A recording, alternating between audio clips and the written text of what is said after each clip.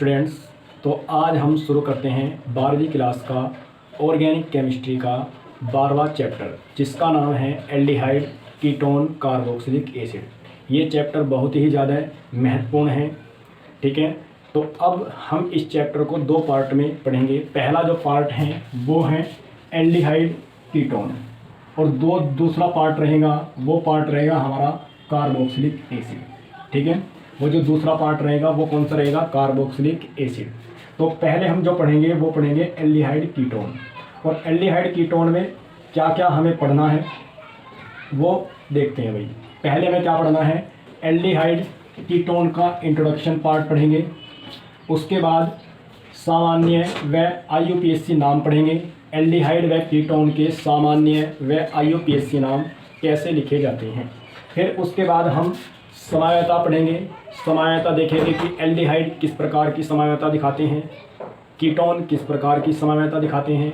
फिर उसके बाद हम पढ़ेंगे एल्डिहाइड व कीटोन के बनाने की सामान्य विधियाँ पढ़ेंगे, भौतिक गुण पढ़ेंगे, और उसके बाद रासायनिक गुण पढ़ेंगे।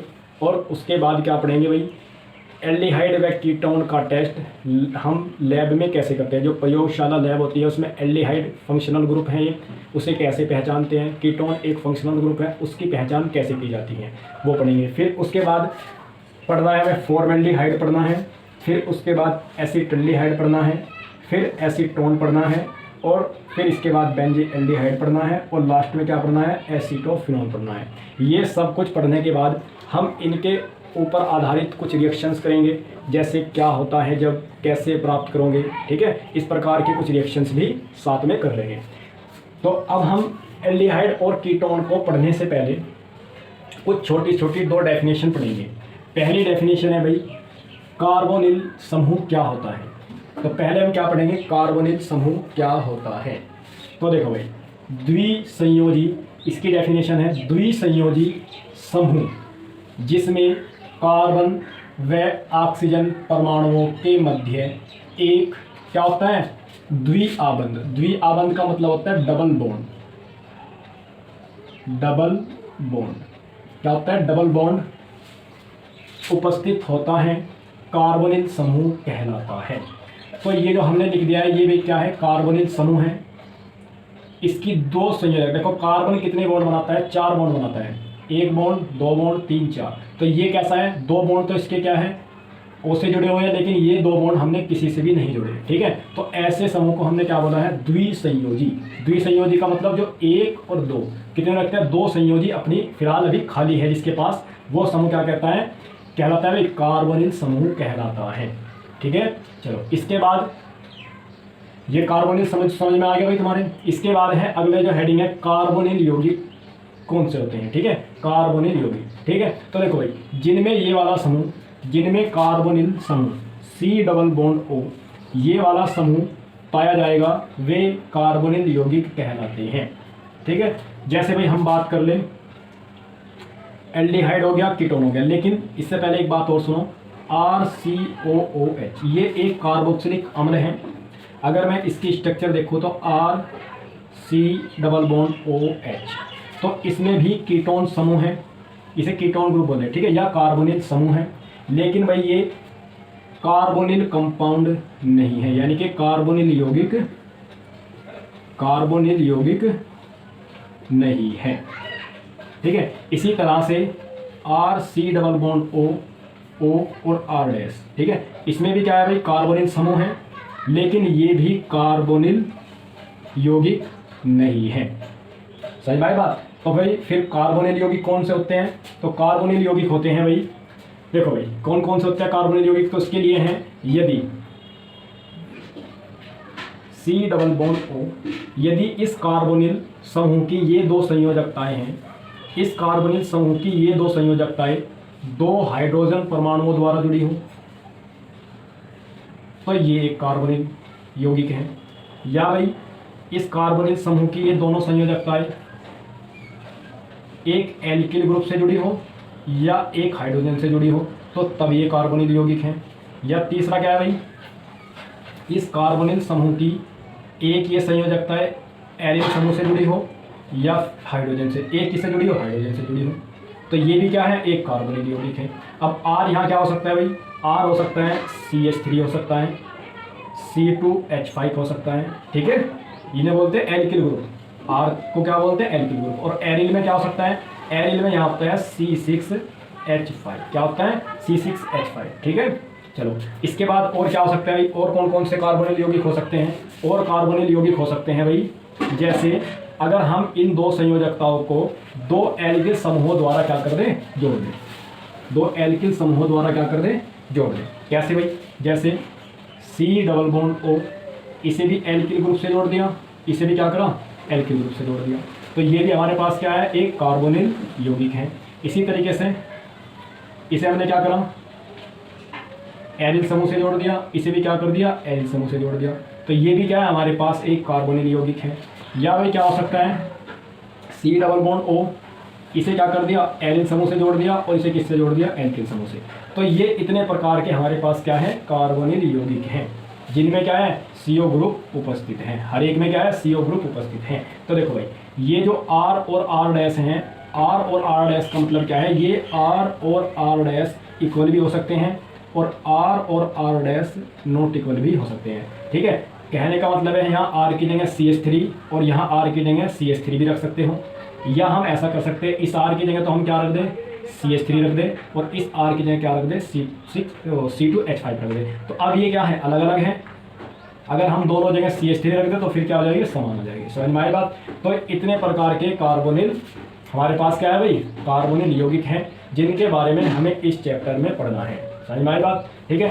तो इसके बाद हम अब क्या पढ़ेंगे भाई, अब हम एल्डिहाइड, अब हम शुरू करेंगे एल्डिहाइड, उसका नामकरण, उसमें समावेता, ठीक है। इसी तरीके से कीटोन, कीटोन का नामकरण किस तरीके से किया जाता है, और कीटोन में समावेता। आइए समझते हैं एल्डिहाइड। देखो भाई, एल्डिहाइड की जो पहचान होती है, वो पहचान होती है CHO ग्रुप। तो यानी कि जिन यौगिकों में CHO ग्रुप तुम्हें दिखेगा, वे क्या कहलाएंगे, एल्डिहाइड कहलाएंगे, ठीक है। इसके बाद एल्डिहाइडों को भाई, एल्डिहाइडों को एल्केन का व्युत्पन्न भी माना जा सकता है। हम क्या कर सकते हैं भाई, एल्डिहाइडों को एल्केन का व्युत्पन्न भी मान सकते हैं। और देखो एक बात और रख लें याद भाई, इस जो CHO समूह है, एक इसका दूसरा नाम भी है, जिसे बोलते हैं फॉर्मिल समूह, फॉर्मिल समूह, एक और नाम है इसका, जिसे बोलते हैं फॉर्मिल समूह। तो इसका क्या मतलब है भाई, एल्डिहाइडों को एल्केन का व्युत्पन्न भी मान सकते हैं। तो हम ऐसा मान सकते हैं कि भाई हमारे पास एल्केन, जैसे भाई तुम जानते हो एल्केन क्या होता है, CH4, ये एल्केन है, CH3 ये भी एल्केन है, CH3 CH2 CH3, यानी कि एल्केन क्या होता है, जिसमें कार्बन और कार्बन के बीच में क्या हो, सिंगल बॉन्ड हो, वे सारे क्या कहते हैं, कहलाते हैं भाई एल्केन कहलाते हैं। तो हम ऐसा मान सकते हैं कि भाई एल्केन के दो हाइड्रोजन को हटाकर क्या करा, ये दो हाइड्रोजन क्या करे, हटा दिए, और एक ऑक्सीजन इसमें क्या कर दी, जोड़ दी। तो देखो भाई, यहाँ से एक हाइड्रोजन हटा, यहाँ से एक हाइड्रोजन हटा, तो कितने बॉन्ड टूट गए, एक यहाँ पे, एक यहाँ पे, दो बॉन्ड टूट गए। तो ऑक्सीजन जो जुड़ेगी वो किससे जुड़ेगी भाई, दो ही बॉन्ड के द्वारा क्या होगी, यहाँ पे जुड़ेगी। तो ये जो बना है इसका नाम क्या है भाई, फॉर्मल्डिहाइड। क्या बना है, फॉर्मल्डिहाइड। समझ रहा ना। तो हमने क्या करा भाई, एल्केन का व्युत्पन्न का मतलब है एल्केन से भी ये बनाए जा सकते हैं, ठीक है। ऐसा मानते हैं कि भाई एल्केन के दो हाइड्रोजन हटाए और एक ऑक्सीजन लगा दिया, तो क्या बनी हमारे पास, एल्डिहाइड बनेंगे। इसका नाम क्या है, मैथेन। क्या नाम है इसका, मैथेन। देखो भाई, अगर हम क्या करें, यहाँ पे इसकी जगह क्या कर दे भाई, एक H की जगह क्या कर दे, CH3, तो ये क्या बन जाएगा, एथेन। CH3 और C के साथ कितने लगे, 3H, तो ये भी क्या बन जाएगा, एक एल्केन है जिसका नाम क्या है, एथेन। क्या नाम है, एथेन। समझ में आई बात। अब इसी तरीके से दो लगा दो, तो ये क्या बना भाई, अब की बार फॉर्मल्डिहाइड की जगह क्या बन गया, ये एसीटल्डिहाइड, एसीटल्डिहाइड। समझ में आया ना। तो इस तरीके से हम मान सकते हैं कि एल्डिहाइड कैसे बनाए गए होंगे, कि एल्केन के दो हाइड्रोजन को हटाकर एक ऑक्सीजन लगाया हुआ होगा, ठीक है। अब इसके बाद देखते हैं भाई, एल्डिहाइडों को प्राथमिक एल्कोहलों, प्राथमिक जो एल्कोहल हैं उनका प्रथम ऑक्सीकरण उत्पाद भी माना जाता है। क्या होता है भाई, इन्होंने बोला है एल्डिहाइडों को प्राथमिक एल्कोहल का प्रथम ऑक्सीकरण उत्पाद भी माना जाता है। देखो सबसे पहले हमें समझना है प्राथमिक एल्कोहल क्या है, ठीक है। देखो उससे पहले हम समझते हैं प्राथमिक कार्बन क्या होता है। देखो ये कार्बन है, इससे अगर डायरेक्ट एक कार्बन जुड़ा है तो ये वाला कार्बन कहलाएगा प्राथमिक कार्बन, ठीक है, या 1 डिग्री कार्बन। अगर ये कार्बन है और इससे डायरेक्ट कितने कार्बन जुड़े हैं, 2 कार्बन जुड़े हैं, तो ये वाला कार्बन क्या कहलाएगा, 2 डिग्री कार्बन, यानी कि द्वितीयक कार्बन। ये कार्बन है, अगर इससे कितने कार्बन जुड़े हैं डायरेक्ट, 1 2 3, तो ये वाला कार्बन जो कहलाएगा ये 3 डिग्री कार्बन, या क्या कहलाएगा, तृतीयक कार्बन। अगर इस कार्बन से क्या लग जाए, OH लग जाए, तो ये प्राथमिक एल्कोहल है। इस कार्बन से अगर OH लग जाए तो ये द्वितीयक एल्कोहल है। अगर इस कार्बन से क्या लग जाए, OH लग जाए, तो ये कौन सा है, तृतीयक कार्बन है, ठीक है। वो तो बाद में तुम इनकी संयोजकता पूरी कर देना, जैसे यहाँ 3H लगा दिए, यहाँ पे क्या लगा दिए, 2H लगा दिए, ठीक है। यहाँ पे कितने लगा दिए, 3H, यहाँ पे कितने लगा दिए, 3H, यहाँ पे कितने लगा दिए, 1, ठीक है। इसी तरीके से यहाँ पे 3H, यहाँ पर भी 3H, और यहाँ पर भी कितने लगा दिए, 3H। तो ये प्राथमिक, द्वितीयक और तृतीयक क्या होते हैं, एल्कोहल। तो इन्होंने कहा कि अगर हम प्राथमिक एल्कोहल ले लें, जर्नल फॉर्मूला ले लिया हमने प्राथमिक एल्कोहल का CH2OH, अगर इनका हम क्या कर दें, ऑक्सीकरण कर दें, तो हमें क्या प्राप्त होते हैं, एल्डिहाइड, यानी कि प्राथमिक ऑक्सीकरण। देखो ये कहाँ है, ये प्रथम ऑक्सीकरण। अगर हम प्रथम ऑक्सीकरण करते हैं तो क्या प्राप्त होते हैं, एल्डिहाइड। कहने का मतलब है ये वाला ग्रुप किसमें चेंज होता है भाई, CHO में चेंज हो जाता है, और यहाँ से क्या निकल जाता है, एक H2O निकल जाता है, 2H यहाँ से, 1 और ये, ठीक। तो प्रथम ऑक्सीकरण करने पर ये प्राप्त होता है। अगर मैं इसी तरीके से R की जगह में क्या रख दूँ, H रख दूँ, तो ये क्या बन जाएगा, CH3OH। तो इसमें भी सेम यही है, इसका ऑक्सीकरण करो तो क्या बनेगा, देखो चलो मैं ऐसे कर रहा हूँ, ये CH2 था, R की जगह मैंने क्या रख दिया, H रख दिया, ठीक है। तो ये वाला ग्रुप किस में चेंज हो गया भाई, CHO में। क्या बताया मैंने, ये वाला ग्रुप किस में चेंज होता है, CHO में, ठीक। और क्या निकल गया, H2O। इसी तरीके से अगर हम क्या करें भाई, R के स्थान पे क्या रख दें, CH3, और क्या कर दें, CH2OH, ठीक है। और क्या कर दें, इसका ऑक्सीकरण कर दें, और ऑक्सीकरण करने पे क्या प्राप्त होगा, CH3 CHO, ये वाला ग्रुप किस में बदलेगा, CHO में। इसी तरीके से अगर हम C6H5 CH2OH ले लें, इसका नाम है बेंजिल एल्कोहल। क्या नाम है, बेंजिल एल्कोहल, बेंजिल एल्कोहल, इसका नाम है बेंजिल एल्कोहल, ठीक है भाई। तो अगर हम इसका भी क्या कर दें, ऑक्सीकरण कर दें, तो यहाँ सब में क्या निकलेगा भाई, H2H2 निकलेगा, ठीक है। अगर इसका भी ऑक्सीकरण कर दें तो ये वाला ग्रुप किस में बदल जाएगा, C6H5 कैसे रहा, ये किस में चेंज हो जाएगा, CHO में, ठीक है। तो ये क्या बना, फॉर्मेल्डिहाइड बना, ये क्या बना भाई, एसिटल्डिहाइड बना, और ये क्या बना हमारे पास, बेंजेल्डिहाइड। क्या बना, बेंजेल्डिहाइड, बेंजेल्डिहाइड, ये हमारे पास क्या बना, बेंजेल्डिहाइड, ये एसिटल्डिहाइड।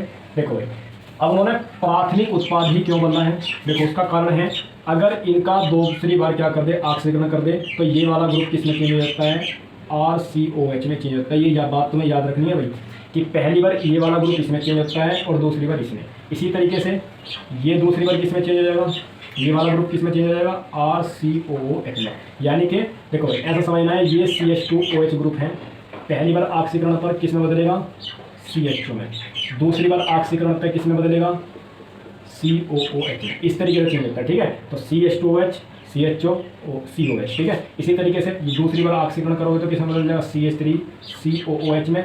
इसी तरीके से ये भी किस में बदल जाएगा भाई, ये वाला ग्रुप C6H5 COOH में। बात समझ में आई, ठीक है। तो इन्होंने इसीलिए बोला था कि एल्डिहाइड जो होते हैं वो प्राथमिक एल्कोहल के प्रथम ऑक्सीकरण से जो उत्पाद बनते हैं वे क्या होते हैं, एल्डिहाइड होते हैं, ठीक है। चलो अब इसके बाद हम पढ़ेंगे भाई एल्डिहाइडों का नामकरण। अब हमें पढ़ना है एल्डिहाइडों का नामकरण। तो एल्डिहाइडों का नामकरण या कोई भी हमारे पास ऑर्गेनिक यौगिक है तो उसका नाम हमेशा हम 2 तरीके से लिखते हैं, एक तो सामान्य नाम लिखा जाता है और एक लिखा जाता है IUPAC नाम, ठीक है। तो पहला है सामान्य नाम, ठीक। तो देखो ऐसा मानते हैं भाई, अगर हम फॉर्मेल्डिहाइड है या एल्डिहाइड है उनका अगर ऑक्सीकरण कर दे तो क्या प्राप्त होते हैं, फॉर्मिक अम्ल, ठीक है। और इस फॉर्मिक अम्ल में से यदि हम एक अम्ल को हटा दें, एक अम्ल को क्या कर दें, हटा दें, एक अम्ल को हटा दें और एल्डिहाइड को क्या कर दें, इसमें जोड़ दें, तो क्या प्राप्त होगा, फॉर्मेल्डिहाइड यहाँ पे क्या हो जाएगा, प्राप्त हो जाएगा। बात समझ में आया ना। हम ऐसा हमें पता है भाई फॉर्मेल्डिहाइड का ऑक्सीकरण करने पर फॉर्मिक अम्ल प्राप्त होगा। अगर फॉर्मिक अम्ल में से हम एक अम्ल हटा दें और एल्डिहाइड जोड़ दें तो क्या प्राप्त हो जाएगा, एल्डिहाइड। अगर यहाँ पे मैं CH3 कर दूँ तो ये फॉर्मेल्डिहाइड से क्या बन गया भाई, एसिटल्डिहाइड बन गया, ठीक है। तो ये क्या बन जाएगा, फॉर्मिक अम्ल की जगह क्या बन जाएगा, एसिटिक अम्ल, एसिटिक अम्ल। अब हम क्या करें, यहाँ पे एसिटिक अम्ल लिख दे भाई, एसिटिक अम्ल लिख दिया, और एसिटिक अम्ल में से एक अम्ल हटा दो और एल्डिहाइड जोड़ दो, क्या बन जाएगा, एसिटल्डिहाइड। क्या बन जाएगा, एसिटल्डिहाइड। बात समझ में आ गई नहीं। तो इस तरीके से क्या होता है, कोई भी फॉर्मिक अम्ल हो उसका एक अम्ल हटाओ और उसमें क्या लगा दो, एल्डिहाइड लगा दो, तो वो क्या बन जाएगा, एल्डिहाइड बन जाएंगे। अगर फॉर्मिक अम्ल है तो फॉर्मेल्डिहाइड बनेगा, एसिटिक अम्ल है तो एसिटल्डिहाइड बनेगा, ठीक है। चलो, अगर बेंजोइक अम्ल है तो बेंजल्डिहाइड बन जाएगा। इसके बाद है आईयूपीएसी नाम। आईयूपीएसी नाम इनके ऐसे लिखे होते हैं, एल्क प्लस एन और प्लस अल। एल्क का मतलब है भाई कि अगर एक कार्बन है तो मैथ है, अगर दो कार्बन है तो एथ है, तीन कार्बन है तो प्रोप है, चार कार्बन है तो ब्यूट है, पांच कार्बन है तो पेंट है, छः कार्बन है तो हेक्स है, ठीक है। इसी तरीके सात कार्बन है तो हेप्ट है। बात समझ में आए ना। देखो भाई, एल्क का मतलब होता है कार्बनों की संख्या, कितनी कार्बन की संख्या। अगर एक कार्बन की संख्या है तो इसकी जगह एल की जगह क्या लिख देंगे, मैथ लिख देंगे। दो कार्बन है तो क्या लिख देंगे, एल की जगह एथ लिख देंगे। तीन कार्बन है तो एल की जगह प्रोप लिख देंगे। चार कार्बन है तो ब्यूट लिख देंगे। तो ये क्या है, एल्क। और एन किसके लिए यूज कर रहे हैं, यहाँ पे एन यूज कर रहे हैं अगर इन हमारे पास दो कार्बन है और दो कार्बन के बीच में क्या सिंगल बॉन्ड है तो क्या लगा देंगे, एन लगा देंगे। समझ में आया ना। और अल किसके लिए यूज कर रहे हैं भाई, अल जो यूज कर रहे हैं वो CHO समूह के लिए क्या कर रहे हैं, यूज कर रहे हैं। यहाँ पे अल का मतलब है कि वो बता रहा है कि उसमें CHO समूह उपस्थित है। एन क्या बता रहा है कि उसमें कार्बन कार्बन के बीच में सिंगल बॉन्ड है। और एल की यहाँ पे बता रहा है कि कितने कार्बन है, एक कार्बन है, दो कार्बन है या तीन कार्बन है, ठीक है। चलो अब इसका नाम लिखना है। इसमें कितने कार्बन है भाई, एक। तो एक कार्बन को क्या बोलते हैं, मैथ हो गया। प्लस क्या लगाना है, एन लगा दिया क्योंकि इसमें कोई डबल बॉन्ड है ही नहीं। और प्लस क्या लगाना, CHO ग्रुप के लिए क्या लगाना, अल। अगर देखो भाई, अगर हम इसे जोड़ दें, देखो ये भी ई है, वोविल है, और ये भी क्या है, वोविल है। अगर एक साथ आ जाते हैं तो वो हट जाता है, तो ये ई यहाँ से क्या हो जाएगा, हट जाएगा। और पूरा अगर जोड़ के लिखेगा तो क्या बनेगा, METHANAN। तो क्या बन जाएगा, मैथिनॉल। समझ में आई बात। इसी तरीके से इसका देखो भाई, इसमें कितने कार्बन है, एक। देखो काउंटिंग हमेशा इस CHO ग्रुप के कार्बन से ही करनी है। क्या करनी है भाई, काउंटिंग हमेशा CHO ग्रुप के कार्बन से ही करनी है। तो यहाँ से करो, एक दो, कितने कार्बन है, दो कार्बन है तो क्या लिखेंगे, एथ लिख दिया। प्लस क्या लगाना, ANE, क्योंकि इस कार्बन और इस कार्बन के बीच में क्या है, सिंगल बॉन्ड है। अगर तुम इसे अच्छे से लिख के देख लो भाई, CH3CHO ऐसे लिख सकते हैं। तो इसके बीच में क्या सिंगल बॉन्ड है, सिंगल बॉन्ड के लिए लगा दिया A और CHO के लिए लगा दिया N। अगर इन सबको जोड़ दोगे तो E तो हटाना है, तो क्या बन जाएगा, एथेनल। समझ में आई बात, ठीक है। अब देखो इसका नाम लिखना है। इसका नाम लिखने के लिए हमें क्या देखनी है, एक सबसे लंबी श्रृंखला। देखो 11वीं में तुमने ये पढ़ लिया होगा अच्छे से, तो मैं ज़्यादा इन पे ज़्यादा समझाने में ध्यान नहीं दे रहा क्योंकि ये तुम 11वीं में पढ़ के आए हो, तो इसीलिए तुम समझ जाओगे अच्छे से। इसकी गिनती काउंटिंग इधर से करनी है भाई, इधर से करनी है क्योंकि ये CHO ग्रुप जिधर से जुड़ा है उधर से ही गिनती करते हैं। तो 1 2 3 4, ठीक है। लंबी श्रृंखला यही है, 1 2 3 4 या 1 2 3 4 ऊपर को बनाते हैं तब भी सही था, ठीक है भाई। तो देखो भाई 1 2 3 4, अब 3 पे क्या लग रहा है, CH3 ग्रुप। तो ये अब क्या है, पासर श्रृंखला में जुड़ा है, तो CH3 ग्रुप को क्या बोलते हैं, मैथिल। किस पे लग रहा है, 3 पे, 3 मिथाइल। और कितने कार्बन है, 1 2 3 4, 4 कार्बन के लिए क्या लिखोगे, ब्यूट। और 1 पे क्या लग रहा है भाई, CHO ग्रुप। और 1 AL क्या लिख दोगे, 1 अल। समझ में आएगा, ठीक है। चलो भाई अब इसका नाम लिखना भाई, इसका नाम यहाँ पे CHO, इसका नाम लिखना। तो इसका नाम क्या करना भाई, हमें इधर से शुरू करना, 1 2 3। कितने कार्बन है, 3 कार्बन को क्या बोलते हैं, प्रोप। और एक क्या है, दूसरे से शुरू क्या है, डबल बॉन्ड। तो क्या लगा दो, इन। लेकिन ई का क्या हटाना, ई हटाना पड़ेगा क्योंकि इसके नाम में क्या आता है, ए से शुरू होता है। तो ये समझ में आए ना। तो ई क्या कर देंगे, इसका हटा देगा। तो इसका नाम क्या बनेगा, प्रोप। यहाँ पे ये भी लिखना पड़ेगा भाई, इन जो डबल बॉन्ड है किस पोजीशन पे है, तो इन 2। तो क्या लिखोगे भाई, प्रोप 2 इन 1 अल। क्या लिखोगे, प्रोप 2 इन 1 अल, ठीक है। और इसका जो सामान्य नाम होता है, इसका सामान्य नाम होता है एक्रोलीन। क्या नाम होता है, एक्रोलीन। तो याद रखना भाई, इसका जो सामान्य नाम होता है वो होता है एक्रोलीन, ठीक। चलो भाई अब इसका लिखते हैं। देखो इससे पहले इसका देखते हैं भाई, इसमें एक लंबी श्रृंखला चुनो, 1 2 3 4, इधर को 4, 1 2 3 4 5, इधर को कितने हैं, 5। तो ये सबसे लंबी श्रृंखला होगी। तो इसमें क्या है भाई, गिनती करो, 1 2 3 4 और 5। तो 4 पे क्या लग रहा है, Br लग रहा है। और 3 पे क्या लग रहा है, मैथिल ग्रुप लग रहा है। तो ये बी से शुरू होने वाला ग्रुप है। देखो Br को क्या बोलते हैं, ब्रोमो। और इसे क्या बोलते हैं, मैथिल। तो ये देखो भाई, ये किससे शुरू होता है, हमारा जो Br है वो B से शुरू होता है और CH3 है वो M से शुरू होता है। तो ABCD में अगर देखें हम तो क्या आता है भाई, B पहला आता है। तो B का नाम पहले लिखा है, तो क्या नाम लिखा है इसका, 4 ब्रोमो, फिर 3 मिथाइल। फिर इसके बाद कितने कार्बन है, 5 को क्या बोलते हैं भाई, पेंट।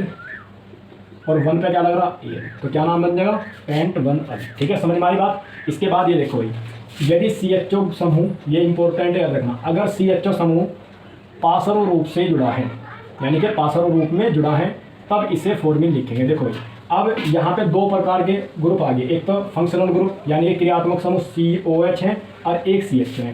तो इन दोनों ग्रुप में हम देखेंगे, जो समूह आए हैं इन दोनों समूह में देखेंगे कि कौन सा समूह जो हमारी वरीयता क्रम श्रेणी है उसमें ऊपर आता है। तो हमें पता है भाई COH ग्रुप वरीयता क्रम श्रेणी में CHO से ऊपर आता है। तो इसका मतलब हम इसे क्या मानेंगे, प्रधान समूह मानेंगे। प्रधान का मतलब इसे प्राथमिकता देंगे, इसे नहीं देंगे। ठीक है, तो इसका मतलब इससे इस तरीके की क्या बनाएंगे, एक श्रृंखला बनाएंगे।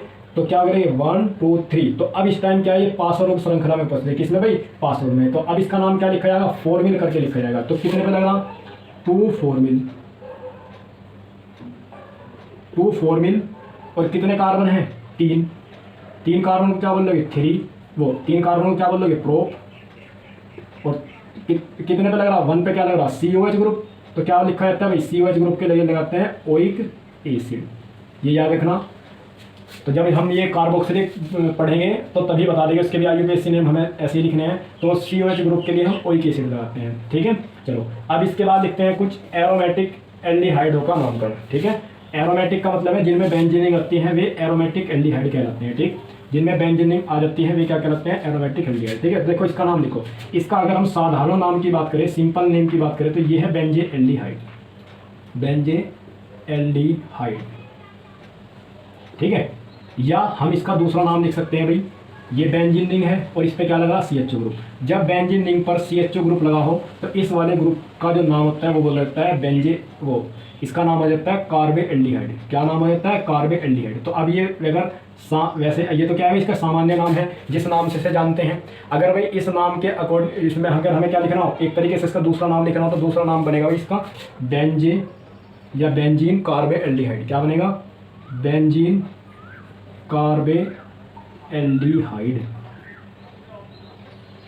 क्या बनेगा, याद रखना भाई, अगर बेंजीन से CHO ग्रुप लगा है तब उसका नाम क्या होगा, कार्बे एल्डिहाइड। समझ में आई बात। और बेंजीन तो ये थी, बेंजीन और कार्बे एल्डिहाइड। ठीक, अगर मुझे इसका नाम लिखना हो तो कैसे लिखना भाई, देखो ये एक क्रियात्मक समूह है, तो यहाँ से गिनती शुरू करो भाई, यहाँ से कर लो, इस पर लग रहा है तो क्या क्या करोगे, इससे शुरू करो 1 1 2 3, 1 2 3 नहीं, यहाँ से करेंगे, यहाँ शुरू करेंगे, जिस कार्बन से ये वाला ग्रुप लग रहा है उससे शुरू करो 1 2 3 4। ठीक है, तो 1 2 3 4 कर दिए, तो 4 पे क्या लग रहा है भाई मैथिल ग्रुप। तो 4 क्या हो जाएगा, मिथाइल। 4 क्या हो गया, मिथाइल। और ये क्या है भाई, एक तरीके से क्या है, बेंजेल्डिहाइड।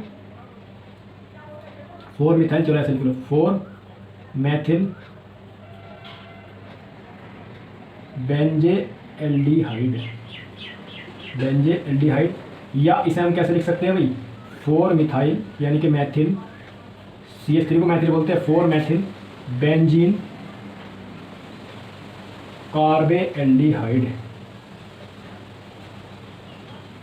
एल्डिहाइड।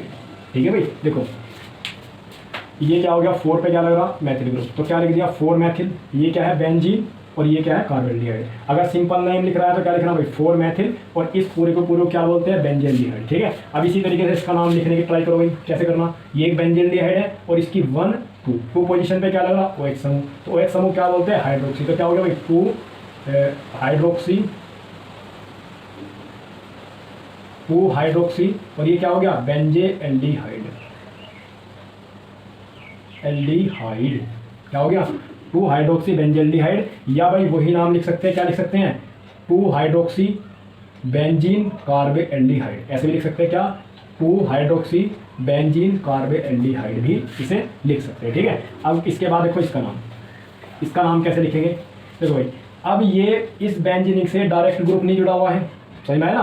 तो अब हम क्या करेंगे भाई, ये एक तरीके की ऐसी श्रृंखला है, ये एक एलिफेटिक श्रृंखला सी, एलिफेटिक का मतलब एक सीधी श्रृंखला होगी और जिसके एक कार्बन से क्या जुड़ा है C6H5 ग्रुप जुड़ा है, जिसे C6H5 ग्रुप को बोलते हैं हम। देखो ये क्या है, ये ग्रुप है C6H5 और इस ग्रुप का नाम है फेनिल। क्या नाम है, फेनिल। बात समझ में आया ना। देखो ऐसे समझो, बेंजीन रिंग में क्या होते हैं 6 हाइड्रोजन होते हैं और 6 क्या होते हैं कार्बन, 6 क्या होते हैं कार्बन। तो ये क्या है C6H6 है अभी फिलहाल। अगर इसका एक H हटा के क्या लगा दें हम CH2 CH2 लगा दो तो कितने इसमें कितने बच जाएंगे भाई H कितने बच जाएंगे 5। तो C6H5 को बोलते हैं फेनिल। तो हम गिनती कहाँ से करेंगे 1 2। तो 2 पोजीशन पे क्या लग रहा है भाई 2 पोजीशन पे लग रहा है फेनिल। तो क्या लिखोगे 2 फेनिल 2 फेनिल 2 पे क्या लग गया फेनिल और कितने कार्बन है 1 2 1 2 क्या बोलते हैं एथ और 1 क्या कर दोगे 1 अल्ट। ठीक है ये ऐसे 2 फेनिल एथ 1 अल्ट। ठीक समझ में आई बात। देखो फिर ये देखो भाई ये वाले नाम कैसे लिखेंगे।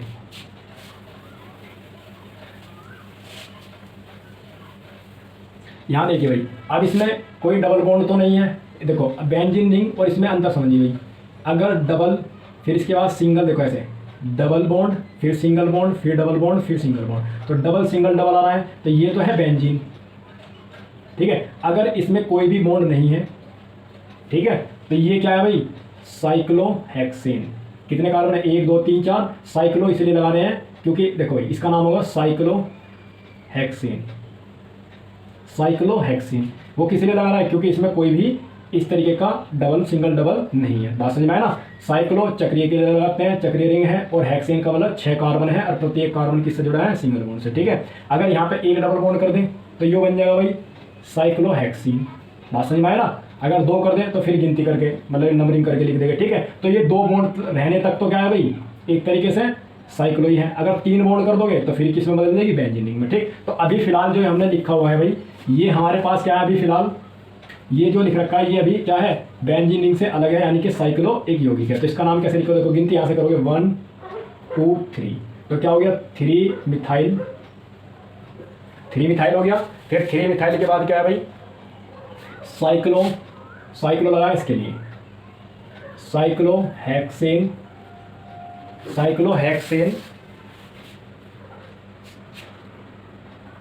और कार्बोएल्डिहाइड किसके लिए लगा रहे हैं इसके लिए कार्बोएल्डिहाइड। तो क्या नाम बना इसका भाई 3 मिथाइल साइक्लोहेक्सेन कार्बोएल्डिहाइड। समझ में आई बात।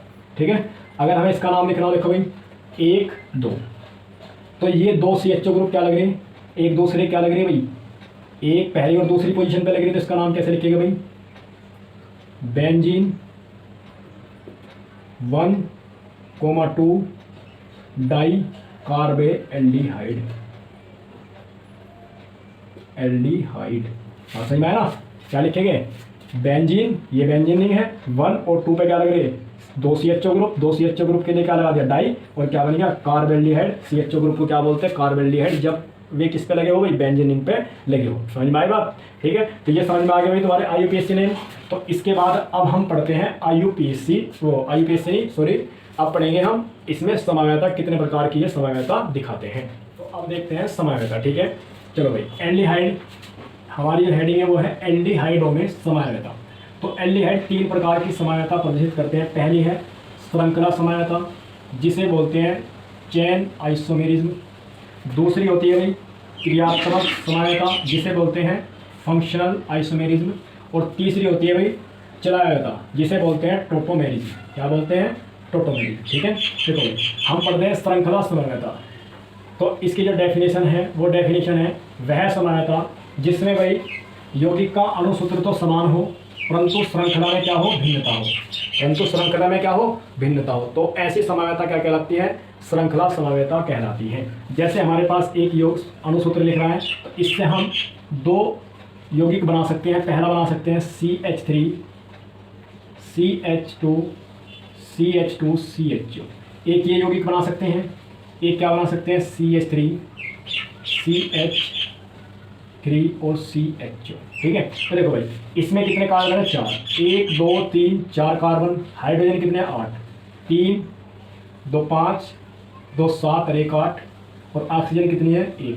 तो इसमें कितने हैं भाई 4 कार्बन 8 ऑक्सीजन 4 कार्बन 8 हाइड्रोजन और 1 ऑक्सीजन है। यहाँ भी बात करें तो 3 और 3 6 और 1 7 और 1 8 हाइड्रोजन 1 2 3 4 कार्बन और 1 ऑक्सीजन। ठीक है लेकिन क्या है इनकी श्रृंखला में भिन्नता है। यहाँ पे ये सीधी श्रृंखला है।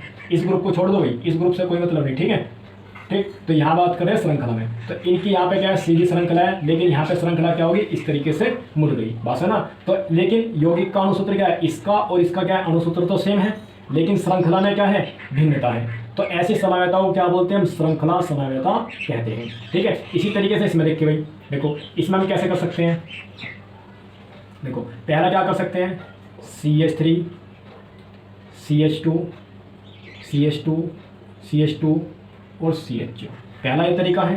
दूसरा क्या कर सकते हैं, CH3 CH CH3 CH2 CH।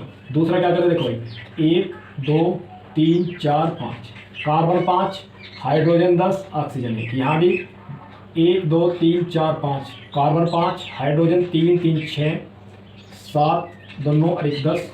लेकिन क्या है, इसमें श्रृंखला सीधी थी और इसमें श्रृंखला क्या होगी भाई, एक पार्श्व श्रृंखला जुड़ गई, एक छोटी श्रृंखला नीचे की ओर जुड़ गई। तो श्रृंखला में भिन्नता है 1 2 3 4, समझ में आया ना। ये हमेशा पहली पोजीशन पे ही रहेगा, ठीक है, इससे कोई मतलब नहीं, इसके पीछे वाली श्रृंखला के बारे में देखना, ठीक। अगला क्या हो सकता है भाई, ऐसे लिख सकते हैं CH3 CH2 CH3 CH2, ठीक है। देखो भाई इसमें और इसमें अलग अंतर है, यहाँ पे ये CHO से तीसरी पोजीशन पे जुड़ा है और यहाँ पे ये CHO से दूसरी पोजीशन पे जुड़ा है, ठीक है। तो ये यौगिक अलग है, ये यौगिक अलग है और ये यौगिक अलग है, ठीक है। तो समझ में आ गई, कितने सूत्र बना दिए हमने, 3। इन तीनों का अणुसूत्र क्या है, सेम है, लेकिन श्रृंखला में क्या है, भिन्नता। एक क्या बना सकते हैं, CH3 CH3 CH3 CHO, ठीक है। तो इसमें भी देखो कितने कार्बन है, 1 2 3 4 5, हाइड्रोजन 3 3 6 3 9 और 1 10 और ऑक्सीजन 1, सेम वही है।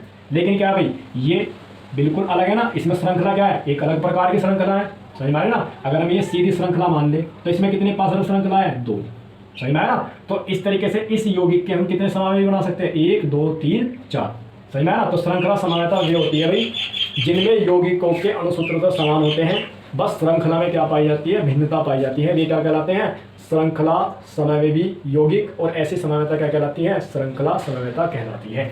अब हम देखते हैं भाई क्रियात्मक समवायता क्या होती है। क्रियात्मक समवायता क्या होती है, ऐसी समवायता जिसमें यौगिकों के अणुसूत्र तो समान हो परंतु उनमें क्रियात्मक समूह क्या हो, अलग अलग हो। तो ऐसी समवायता क्या कहलाती है, क्रियात्मक समूह या क्रियात्मक समवायता कहलाती है। देखो भाई क्या है, जैसे हमारे पास एक ये यौगिक है, इसे हम कैसे लिख सकते हैं, CH3 CHO, एक ये लिख सकते हैं इस तरीके से CH2 CHO। देखो भाई ये क्या है हमारे पास, CH3 CH2 CHO। तो यहाँ पे क्या है, एल्डिहाइड समूह है और कितने कार्बन है, 1 2 3, 3 कार्बन, हाइड्रोजन 3 2 5 और 1 6 हाइड्रोजन और 1 ऑक्सीजन। यहाँ पे ये एल्डिहाइड यौगिक है, इसे हम इस तरीके से भी लिख सकते हैं भाई, CH3 C double bond O CH3।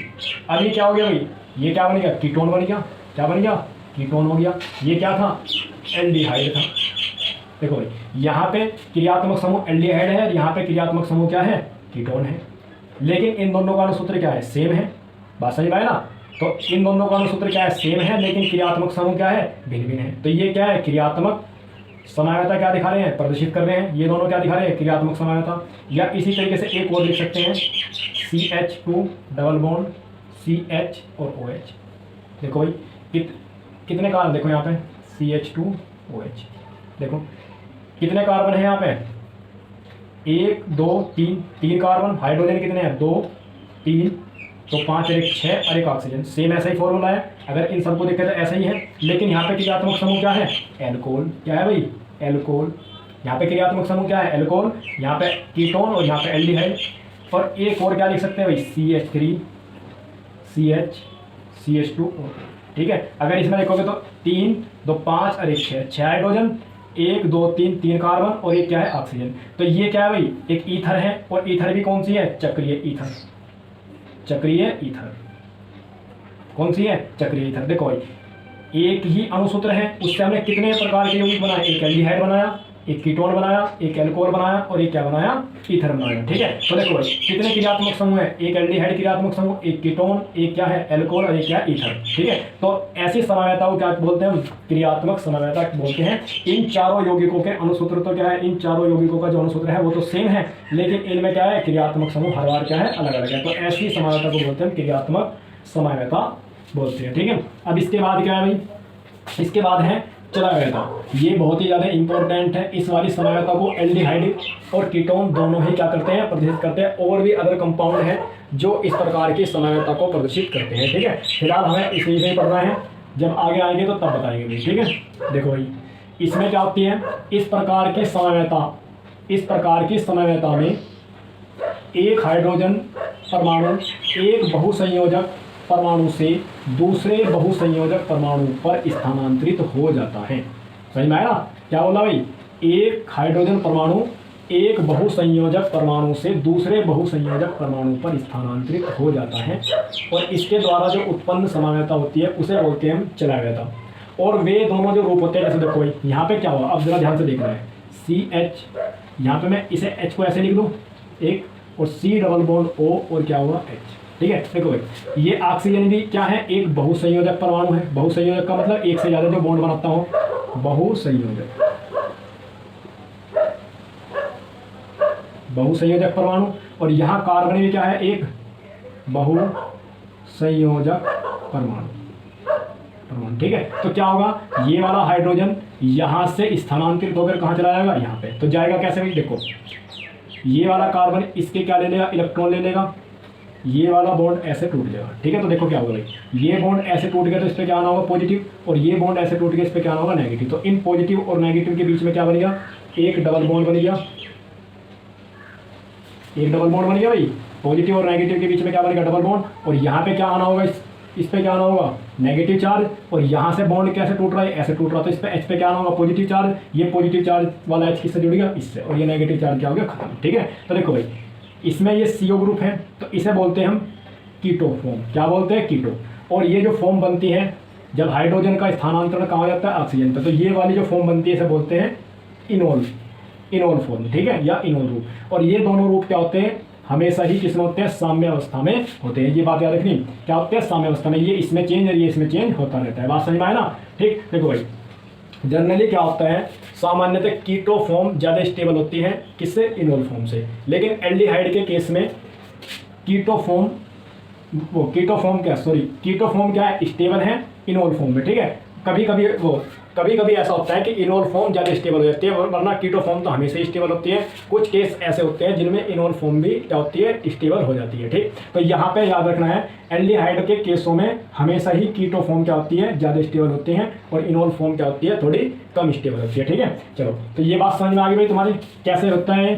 ठीक है, देखो अगर मैं इसमें दिखाऊँ तुम्हें, ये हमारे पास क्या है, एक एल्डिहाइड है CH2 C double bond O और H। ठीक है, तो देखो भाई हमेशा कौन सा H जाएगा, देखो यहाँ पे ये वाले भी H हैं और ये वाले भी H हैं, तो इनमें से कौन सा H इस ऑक्सीजन के ऊपर जाएगा, तो हमेशा याद रखना है अल्फा हाइड्रोजन जो होगा वही क्या जाएगा, ऑक्सीजन के ऊपर जाएगा। तो अल्फा हाइड्रोजन, अब अल्फा बीटा क्या, देखो भाई इस ग्रुप से अगले वाला जो कार्बन है उसे बोलते हैं अल्फा, और इससे अगले वाला जो कार्बन होगा उसे बीटा। इसी तरीके देखो ये वाला हमारे पास एक ग्रुप है एल्डिहाइड, इससे जस्ट अगले वाला कार्बन अल्फा और इससे अगले वाला कार्बन बीटा। तो देखो भाई ये अल्फा कार्बन का एक हाइड्रोजन इसके ऊपर जाएगा, ऑक्सीजन के ये वाला नहीं जाएगा। ठीक है, तो क्या बनेगी भाई, जरा ध्यान से देखो, यहाँ से एक हाइड्रोजन हटेगा, यहाँ चला जाएगा, तो क्या होगा CH3 CH, और क्या चला गया, यहाँ पे चला गया, और इनके बीच में क्या बन जाएगा, एक डबल बॉन्ड, और क्या आ गया H। ठीक है, तो समझ में आया कैसे बना हुआ डबल बॉन्ड। ठीक है, बस ऐसे होगा, यहाँ से हाइड्रोजन निकला और यहाँ से क्या हुआ, एक बॉन्ड टूट गया, तो यहाँ से एक बॉन्ड टूट गया, यहाँ से, तो इनके बीच में क्या बन गया, डबल बॉन्ड, और ये हाइड्रोजन कहाँ चला गया, यहाँ से निकल के यहाँ पे। ठीक है, ये कौन सी रूप है,